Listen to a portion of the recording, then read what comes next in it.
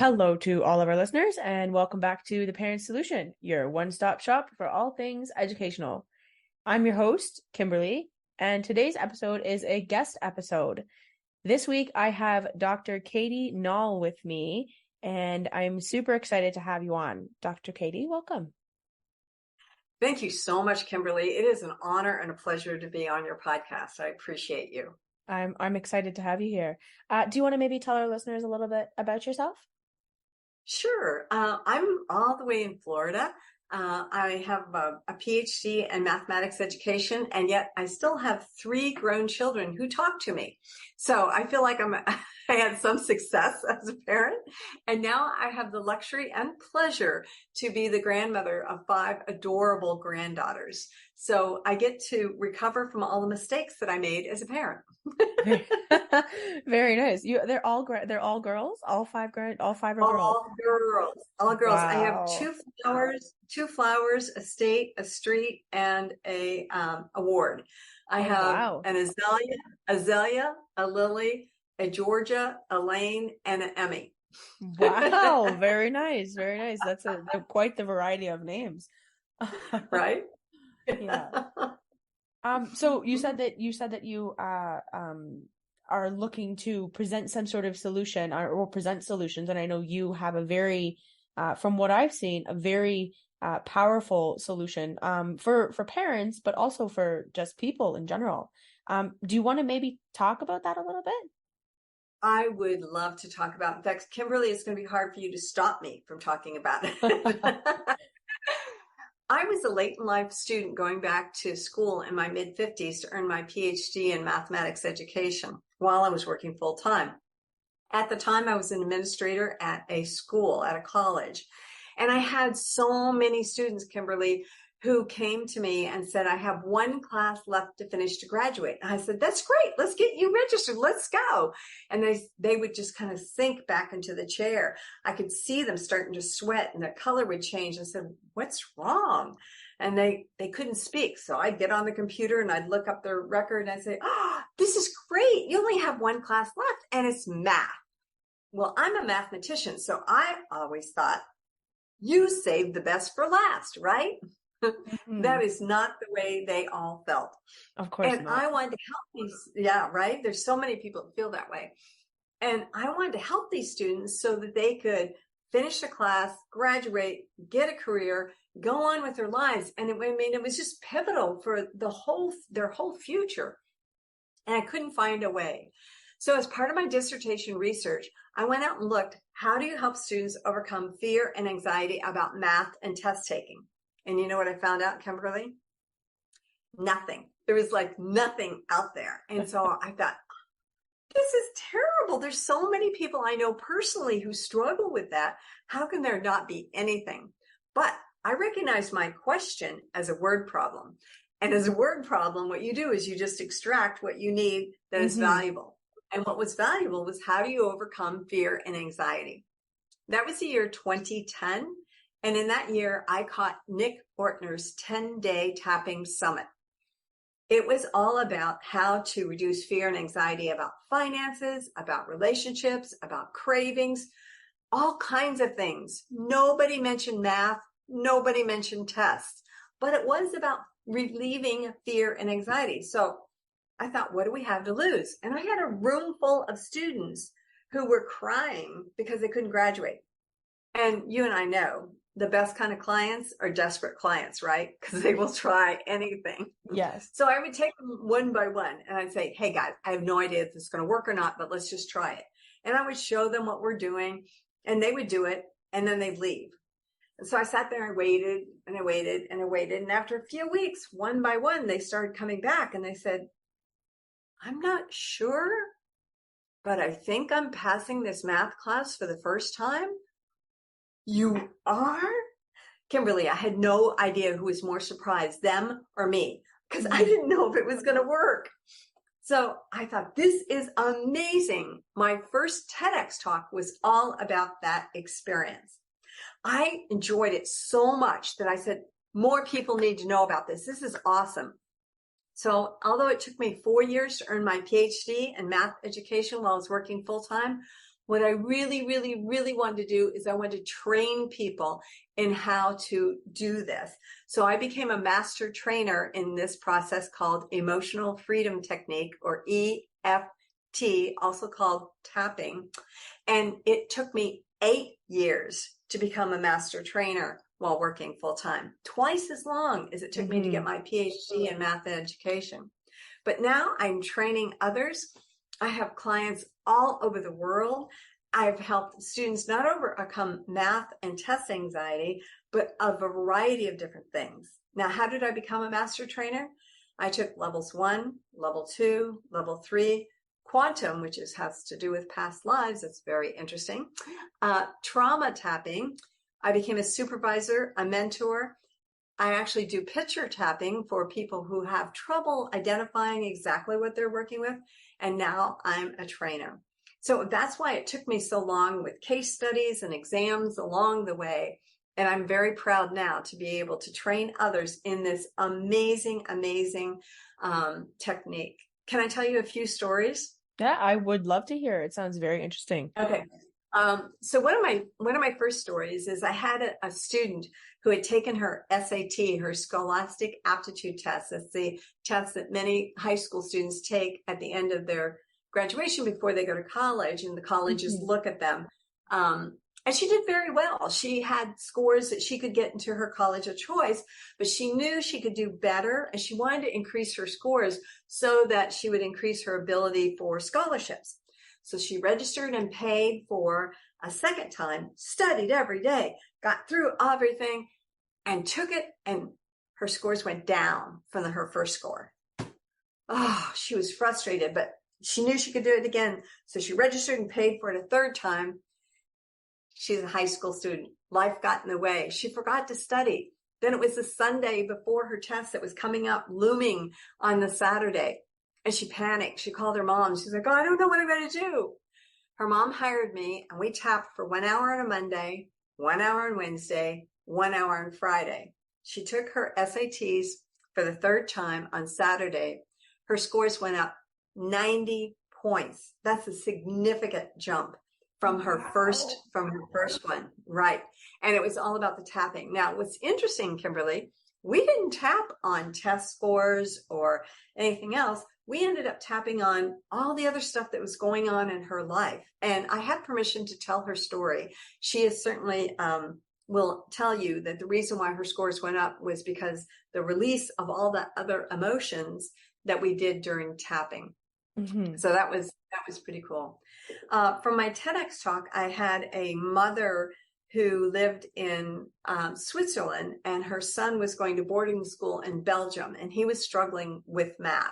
And she contacted me, and the son and I did tapping over Zoom. I've been using Zoom for 12 years, so way before it got a little too big. Yeah, before it's gotten to this point. Exactly. I'm very comfortable with Zoom. And was able to help him all the way in Brussels. Now, I've helped a gentleman in Mexico who was so proud that he had lost 40 pounds, and he was an athlete.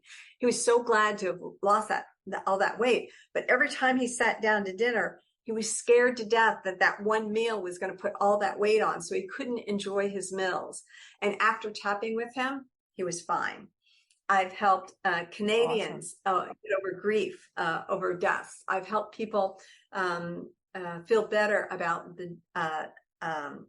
their pets, animals. I have a great story about our youngest granddaughter. She just turned 2, but when she was just a few months old, everybody was at the house, and there was like a lot of commotion. And you know how infants get when they get overstimulated and they can't eat. It's not a pretty picture. Yeah, exactly. They can't even cry. All they can do is scream because they're just like, so, and she was like that. And I turned to, her parents, one of them was my son. And I said, would it be okay if I tapped on her? And they said, yes, whatever you can do. Let's just take care of her. The other grandmother was holding her on her shoulder, trying to soothe her, trying to calm her. And so I said, okay, I'm just going to start tapping. And I got to about 3 points, and she went out like that. She was gone. So it's great because you can use it with children. You can use it on yourself, because every now and then I remember as a parent that I got waffles from time to time. From time to time, I got worried about what my kids were doing.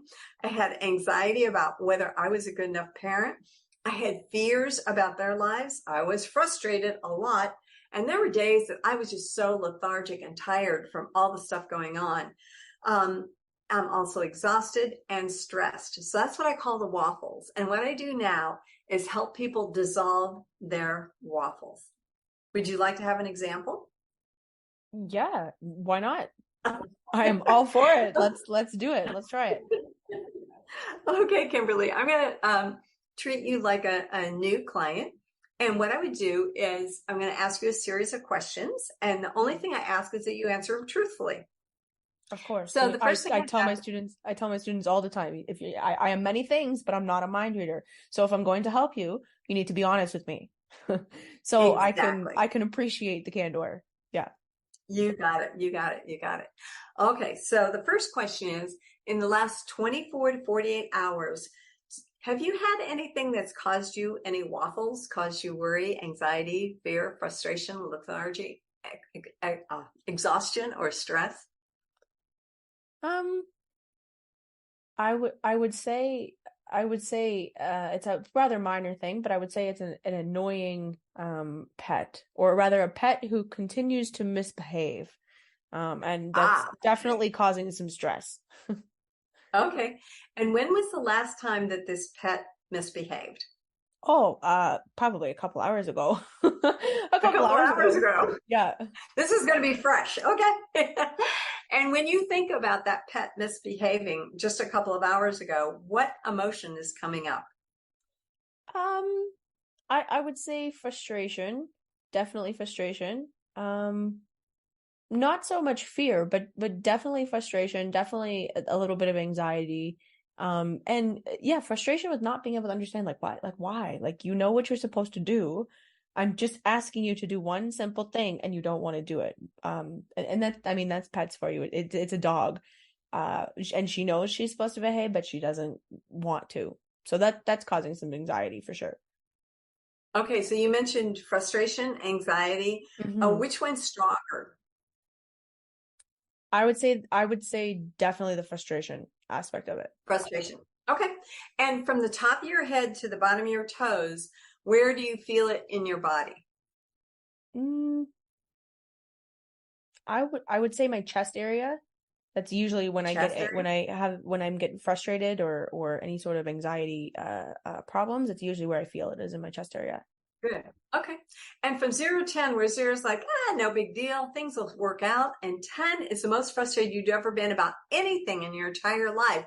When you think about your dog misbehaving a couple of hours ago, how frustrated would you rate it? Like a 6, like a 6 or a 7. A 6. Okay, right up there. And is this a true statement? Right here, right now, I feel safe. Yes, that is a true statement. Okay.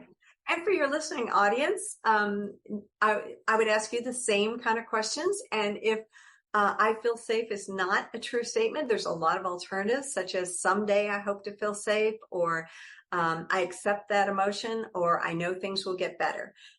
So you just pick a true statement that's a little bit positive. So what I'm going to do, Kimberly, is first of all, show you all the places that you're going to tap on your body, and I'll describe them. If your listeners are driving, I'd ask them to stop here and return to this part of the podcast later so that they're not driving off the road. Yeah, we do want to we want to keep the car accidents to a minimum. Yeah, we don't want them to have your podcast on when they have the car accident. Yeah. So if you have your hand, if you look at the palm of one hand, and it doesn't matter if it's your right or left.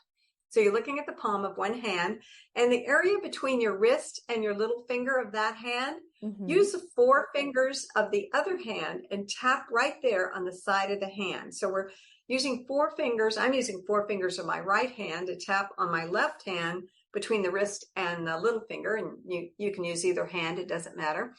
And here we're going to have 3 sentences that will say, we'll have a sentence that we'll say 3 times here. And then before we go to the next part. And when I ask you to repeat words, just if I say something that's not true, just put it in your own words and that's fine. Okay.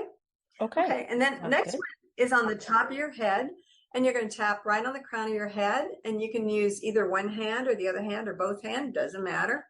Okay. And then we're going to go from the top of our head above our nose, right on the edge of our eyebrow. I'm coming in for a close up. I'm warning you. And right on the edge of the eyebrow. And then we're going to go to the side of the eye on your temple between your eye and your hairline. And you're tapping right there. Again, you can use either side or both. It doesn't matter. And then Kimberly, the next spot we're going to go to is where I keep all my bags for a quick getaway. And that's under my eye. So grab right there. You're funny. I like your sense of humor. And then under your nose, you're going to go under your nose or above your Okay. lip. You're going to tap right there. Yep. And then and under the lip, above the chin, we're going to go right there. Mm-hmm. And then we're going to cross our wrist and go right on our collarbone and tap on our collarbone. Okay. And you can breathe when you're doing this. It's probably a good idea. Yeah. And then the last space we're going to go, Kimberly, is about 4 inches under our arms, and we're going to give our ribs a good thumping. Just thump on our ribs. So those are the spots for a basic, quick kind of session. So let's add some words and see how it goes. You ready? Ready. Okay, so again, we're going to go back to the side of the hand and repeat after me and say, even though I remember 2 hours ago when my dog did not behave, and thinking about it now, I feel this frustration in my chest. Right here, right now, I feel safe. Right here, right now, I feel safe. And we're going to do that 2 more times. Even though, oh, I have this frustration in my chest. Just thinking about 2 hours ago. When my dog was not behaving. Right here, right now, I feel safe anyway. Right here, right now, I feel safe anyway. Even though my dog was not behaving 2 hours ago. And thinking about it now. I have all this frustration in my chest. Right here, right now, I feel safe. Right here, right now, I feel safe. And then top of your head, you're going to tap there and repeat, this frustration in my chest. Above your nose on the edge of your eyebrow, you'll tap and say, this frustration in my chest. On the side of your eye, between your eye and your hairline, this frustration in my chest. And under the eye, this frustration in my chest. Under the nose, this frustration in my chest. Under your lips, this frustration in my chest. And then cross your wrists and go on your collarbone. This frustration in my chest. And then on your ribs, oh, so frustrated in my chest. The frustration in my chest. And then put your hands on your shoulders and blow your air out like a cartoon character. It looks like this.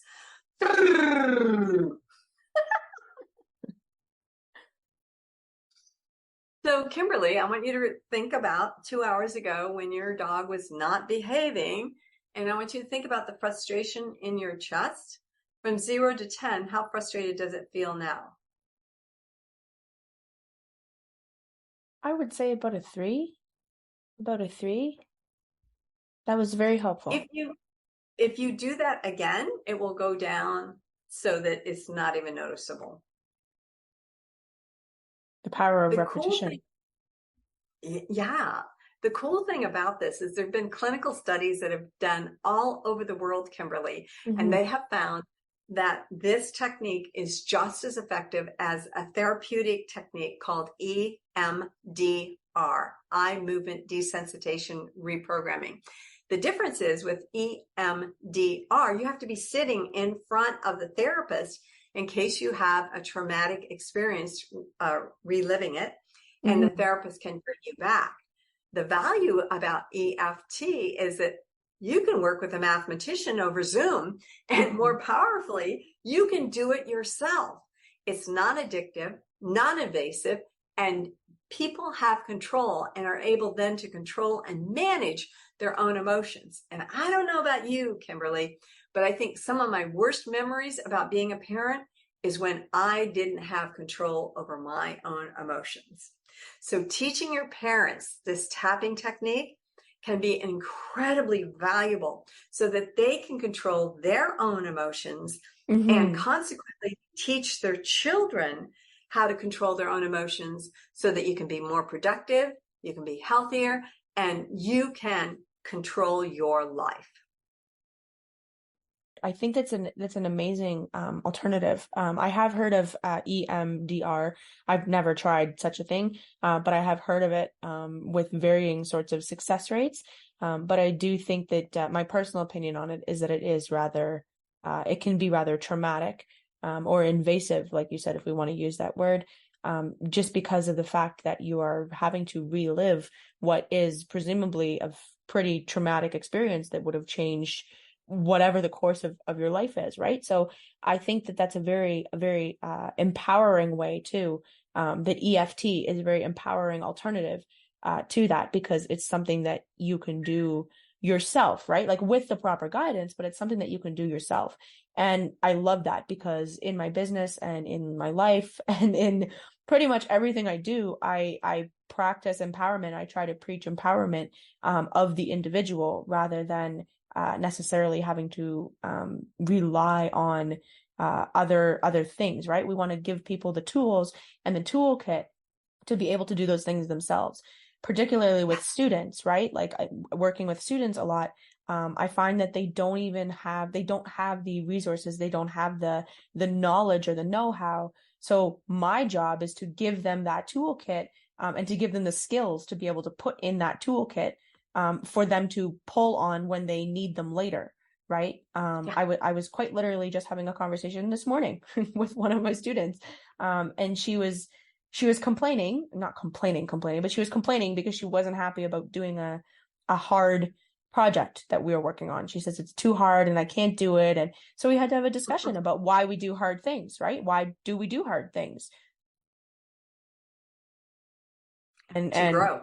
To grow, right? Exactly. And so, she recognizes that as this, this little 7-year-old, she recognizes that. It doesn't mean that she didn't want to do it, right? But I said, listen, we are doing this together. I'm not throwing you to the wolves. We're working on this project together. It might be a little difficult, but we're going to get through it. We're going to work through it, and we're going to have fun doing it. It's a project that she designed for herself, and then realized, I guess, that she bit off a little more than she could chew. But part of teaching that sort of skill is making sure that you stick to what you say you're going to do, right? That's perseverance, and that's sticking to your word. So those are traits that I would like to impart to students that I teach, for sure. And I think this method here is really good, because in today's world, I often see a lack of emotional regulation, like not even just in children, but in adults too, right? I'm sure you've had lots of experience with adults in particular that have the inability to regulate their emotions. Yeah, I watch the news. Yeah. I watch the news. That's a good one. Thank you so much for being here. I really appreciate all of the energy that you brought to this podcast. And thank you. I feel much better. I think I might have to go have another tapping session afterwards, after this. Yeah, watch it again, and even going through it. There's actually a process called borrowing benefits. I'd love for you to come through the training. The training's only 8 hours, and it's enough for you to be able to use tapping on yourself and your family members. If you want to be certified, you go to level 2, and there's a test and case studies. but the training is so valuable. I mean, you learn so much more beyond that very, very quick, very short version on how to really help people, help parents, and help students. It's so valuable. Okay, I'll definitely have to check it out. Thank you so much. I appreciate it. Yeah. Thank you. If you have any comments or questions, please feel free to reach out. You can always find me on social media. It's Star Students on Facebook and LinkedIn, or starstudents.learning on Instagram. You can also reach out through email, which is all over social media channels. Thank you, as always, so much for listening, and I'll be back next week.